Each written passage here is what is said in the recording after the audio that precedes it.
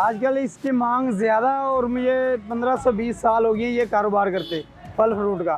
ہر کاروبار کے اندر اپنا اپنا ٹائم ہوتا ہے, ٹھیک ہے نا. یہ گرمی کے اندر جب پھال سے آتا ہے یہ لوگ کھانے کے بعد بھی اس کا شربت بنا کے پیتے ہیں, ویسے بھی کھاتے ہیں. یہ ہوتا ہے ہاضمے دار, معدے کے لیے اچھا ہوتا ہے یہ.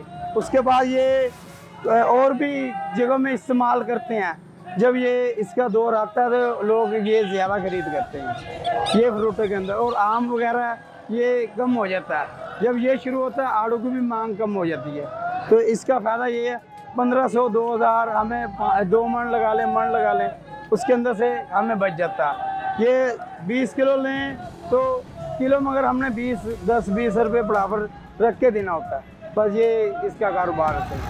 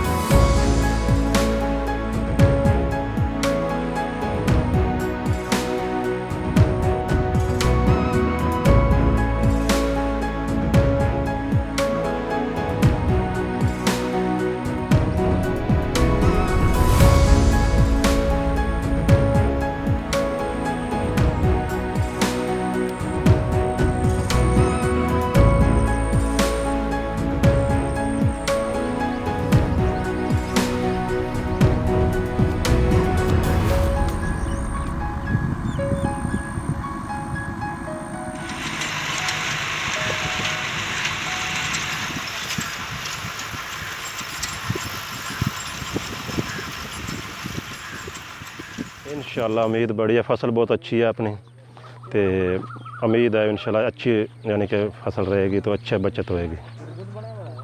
محنت اس کی بہت ہے. اس کو 2 گٹو ڈی اے پی کے 1 پوٹاش کا یہ دیا ہے, باقی اوپر کیمیکل وغیرہ دیے ہیں, تو پانی لگایا ہوا ہے, ہن سپرے 3 کے رہے ہیں.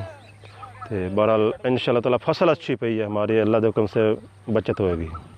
مزدوروں کو مزدوری وزن کا حساب ہوتا ہے, 30 روپے کلو وزن دیتے ہیں اسی تڑائی کا. منڈی میں ساڈا وک جاتا ہے 150 روپے کلو, تو اگے وہ اپنا بیچتے ہیں بندے 200 روپے 250 روپے کلو ریڑھی پہ. صحت لیے بہت اچھا ہوا. یہ تاثیر ٹھنڈی ہے, وہ شربت بھی بناتے ہیں, حکیم وغیرہ بھی شربت بناتے ہیں اس کا, تو بڑا مفید جگر معدے واسطے بہت اچھی چیز ہے.